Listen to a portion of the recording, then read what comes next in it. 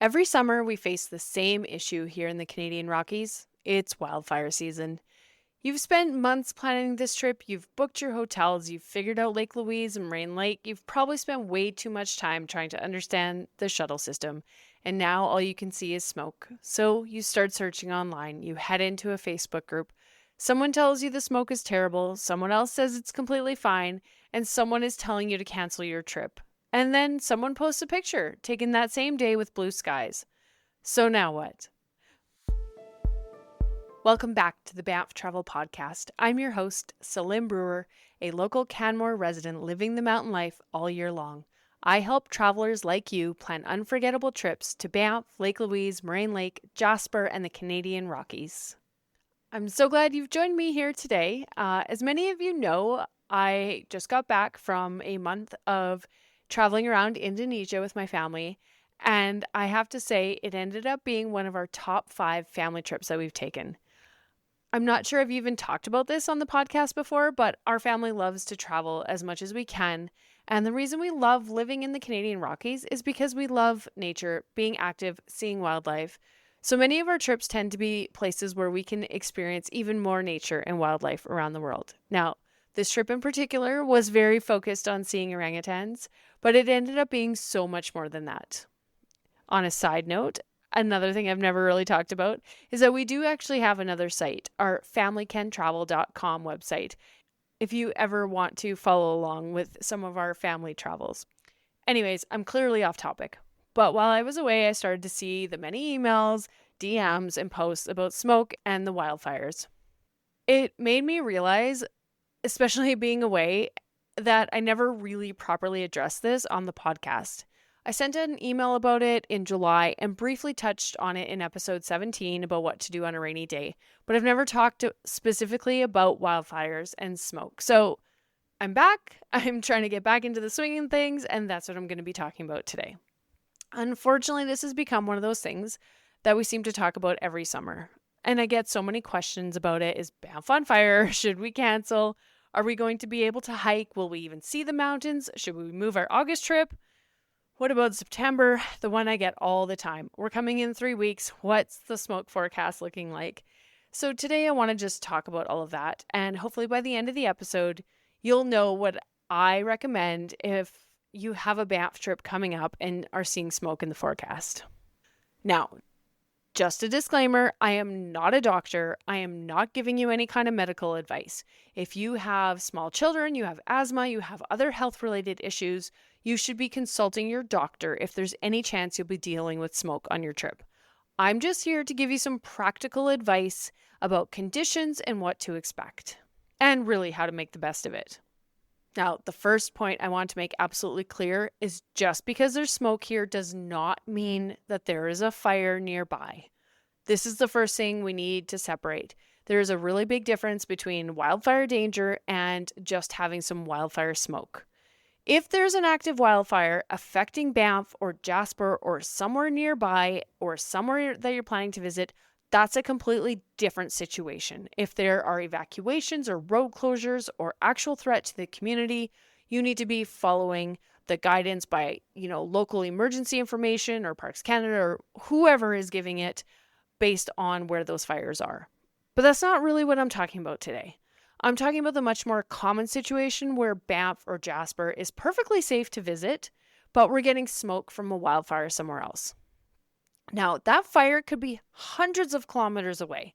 We've had smoke come into the Bow Valley from fires elsewhere in Alberta. We often get them from fires in British Columbia and even from much further away like California. So when you see a photo of smoky skies in Banff, don't immediately jump to there's a fire in Banff. First, you want to find out what's actually happening and where the fires actually are. Is there actually a wildfire affecting where you're going? Or are you dealing with wildfire smoke? These are two very different problems. Now, I know the big question is always, should I cancel my Banff trip because of smoke? I saw the smoke come in July when I wasn't here. I saw people on Instagram, showing the current conditions saying, if you're planning Banff this summer, you should be canceling your trip. So I get it. That is, honestly, I think that's a little bit rage bait out there. People trying to get, clicks and stuff like that, especially when the fires are not here. So, assuming there isn't an active wildfire threatening the area, there aren't closures affecting your trip, and there isn't any health reason, that should change your decision, then personally, I would be very hesitant to cancel, especially if my trip was still several days or weeks away. And there are two really important reasons for that. The first is that smoke can change so quickly. I've woken up here in Canmore and barely been able to see the mountains. It's smoky, it's hazy, and then the wind changes a few hours later and the smoke has moved out and the mountains are back. Sometimes it almost completely disappears. And of course, the opposite can happen too. You can start with a beautiful, clear morning, and then the smoke just moves in later in the day and you can't see anything. And I get it. That's very frustrating about the wildfire smoke. Putting aside that all we need to deal with is the smoke and not the people who actually are dealing with the wildfires. But it's also why I really don't want you to look at smoky skies and just assume that that's what's going to be happening in Banff next week. Yes, it's possible. It might still be smoky, but a change in the wind direction can make it worse, but it can also make it a lot better. And the second reason I'd be hesitant to cancel is there's no reason to think that next year is going to be any better. I don't say that to be pessimistic, but if you cancel your trip and rebook for next August, there's absolutely no guarantee you won't encounter wildfire smoke again. You might spend a lot of money changing your flights. Maybe you lose money on hotels, you rearrange your vacation time, you plan this whole thing, and then next summer you're faced with the same problems. Unfortunately, this has just become one of the realities of summer travel here in Western Canada. So I would think very carefully before canceling a trip you've spent months planning simply because, there's smoke around right now. And please, please stop stressing about the forecast weeks ahead of time. And I say this with love because I get these messages all the time. I'm coming to Banff in 3 weeks and every day shows rain. Or we're coming in 2 weeks. Do you know if the smoke will be gone? I don't blame you for asking. I don't, because obviously I'm the one that's here and tried to give you the best, most reliable answer, but it's so unpredictable. I just don't know. And honestly, nobody knows. So I wouldn't spend your time stressing about a day-to-day rain forecast several weeks before your trip. I understand. Like I said, we travel quite a bit and we look at forecasts too, but it's better to be prepared for what you might encounter than stress about it because we don't control it. And similar to weather, there's even less reason to try to predict wildfire smoke that far out. So firesmoke.ca is one of the resources I use for smoke. Its main forecast is essentially looking at where the smoke is expected to move over the next couple of days. But even they caution that the forecast may not match the exact local timing and concentration. So it's useful to look at for the next couple of days, but trying to figure it out past that, it's pretty impossible. Just similar to that regular mountain weather, right? It changes so incredibly quickly. It's really hard to predict. So don't let an app showing rain 2 weeks from now or smoke ruin the 2 weeks leading up to your vacation. And definitely don't cancel your trip because of it. As you get closer, obviously you want to start paying attention and plan to adapt. So what do you actually want to check? When smoke is around like it is right now, a couple of things I would check is, obviously we've already talked about, where the wildfires actually are and if there's any closures or safety issues. But next you want to check the air quality health index. So this is important because how smoky it looks and the health risk are not necessarily the same thing. So Health Canada actually points out that air quality can be poor even when you can't see or smell the smoke. So you don't want to just stand at your hotel window and decide whether it's safe or not. So you want to check that air quality health index. And then, like I said, firesmoke.ca is where I will go to get an idea of where the smoke is expected to move over the next day or two. Again, not perfect. Wind changes, fires change, forecasts change. But it at least gives you something to work with. Finally, you can check webcams because sometimes what you really want to know is, when I go up there, am I going to be able to see anything? Or if I've spent money on the gondola, is it worth going up there? or should you try to change it to another day? Now, again, like I said, I'm not a doctor. I can tell you how I plan my days around smoke because I live here and I've dealt with it many times, but I can't tell you what is safe for you. So this is especially important if you have asthma, heart or lung conditions, or any other medical issues that may make wildfire smoke more concerning. So talk to your doctor. Ideally, have that conversation before your trip so you know what you should do if you do encounter smoke. And then, of course, pay attention to that air quality health index and any health recommendations that come along. Now, as those smoke levels increase, Health Canada does recommend reducing your exposure, including reducing or rescheduling strenuous outdoor activity, depending on the conditions and your personal risk. So, what would I actually do on a smoky day? I think a lot of times people treat this as a all or nothing decision, like, we've spent all this money getting here, we're doing that big hike because we're here, or the flip side of there's smoke, so we're spending the entire day inside our hotel room.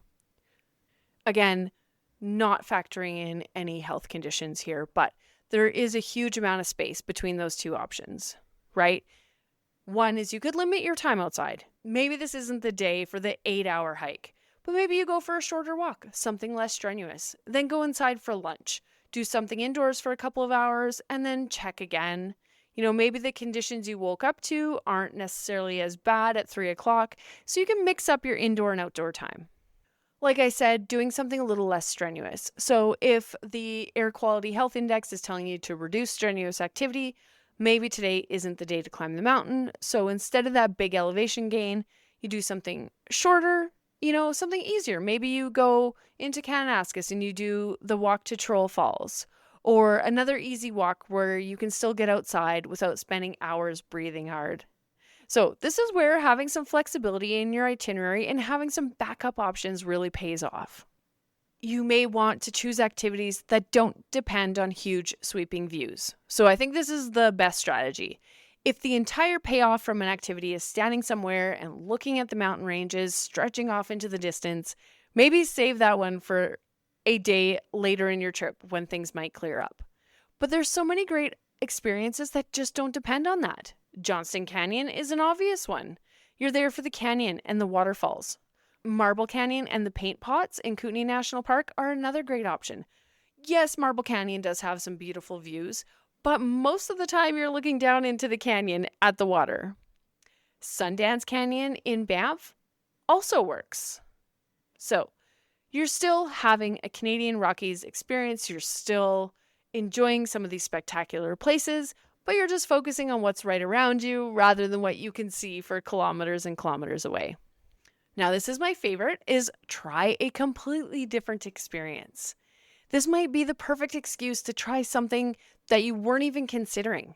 Like, perfect example is the Canmore Cave tours. You're going underground, so wildfire smoke isn't going to ruin anything in the cave. Now, if you want to know more about that experience, I did a full episode on episode 67, so go listen to that one. You could also consider doing a wildlife tour, so you're looking for animals rather than sweeping mountain vistas, and you'll spend most of that time traveling in a vehicle. So this would be great for one of those especially bad days. Just look for those experiences where the smoky views aren't going to ruin the entire point of the activity. Of course, you can mix in some of those indoor activities. If the smoke is really bad, spend the day leaning a little more heavily onto those indoor options, like the Cave and Basin National Historic Site in Banff. Spend some time having a nice long lunch. Browse the shops. If you're staying in Canmore, Elevation Place is a great family option with swimming and an indoor climbing. It may not be ideal, but sometimes we just need to pivot when we're traveling. I was recently talking to a family that came here and they were surprised by the wildfire smoke and they were looking for other options that they could pivot to in case things got worse. And one of the options they came up with was shortening their Banff trip a bit and going into Calgary, staying there, but then doing a day trip out to Drumheller to go to the Royal Tyrrell Museum. So that was a great pivot that I think their kids are absolutely going to love if they choose to do it. And they know that they have that as a backup option. And then finally, don't automatically write off every scenic experience if it's smoky.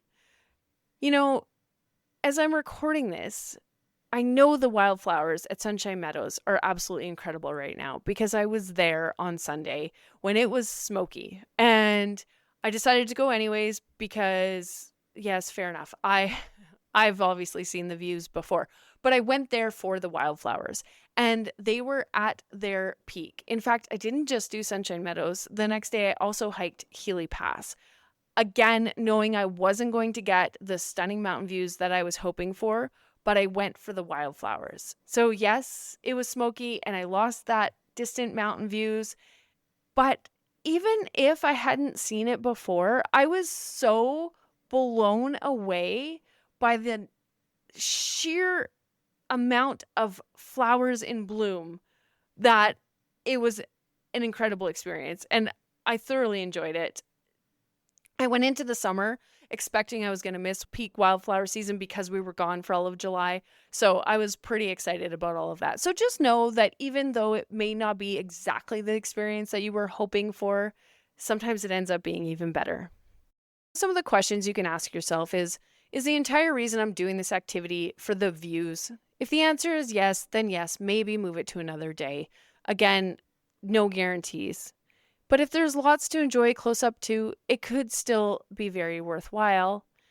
Maybe one other option too is consider wearing a mask. I saw lots of people wearing masks. It's a pretty easy thing to do that can help as well. Now, for those of you that are just starting to plan a trip, you might be wondering, what month should I book to avoid smoke altogether? I don't even want to deal with this. This is another question I get all the time. People will say, I'm going to avoid August. I'll come in June. What if I come in September? And here's the answer that nobody here wants. There's no guarantee. We've had smoke in June. We've had smoke in September. Those months are definitely less typical for sure, but it can still happen. Even last year, most of September was perfectly clear, but I did have a consultation client email me in September and let me know that unfortunately they ended up being here the 1 week that it was smoky. They were just letting me know they still very much enjoyed their trip, but it was just one of those things that couldn't be helped. Your best chance at avoiding it is obviously to not visit in July and August, but there's no guarantee. Maybe you come in May, and you're much less likely to have any smoke, but you're also much more likely to be faced with lakes that are still frozen. June, yes, can be an excellent month. You may find that earlier in the month, some trails still have snow or not in their best summer condition, which isn't ideal if your priority is high elevation hiking. So, like I said, there's just no guarantee, and every month has its trade-offs. So here's what I really want you to take away from this. If your Banff trip is coming up and you're worried about wildfire smoke, first figure out whether there's actually a wildfire affecting where you're traveling or whether you're simply expecting to get smoke from somewhere else. Don't panic over the forecasts weeks ahead. They're not useful enough to make major decisions around. As you get closer, you can start checking webcams, checking the conditions, checking the air quality, checking fire smoke, and then adapt if you need to. Maybe you're going to shorten some outdoor time. Maybe you're going to look for backup hiking options in case it's really bad and you don't want to do that strenuous hike. Maybe you do end up doing Johnston Canyon, even though everybody told you it was overrated. Maybe you go to Canmore Cave tours. Just remember that the wind, though it can make things worse incredibly quickly, it can also clear things out pretty quickly.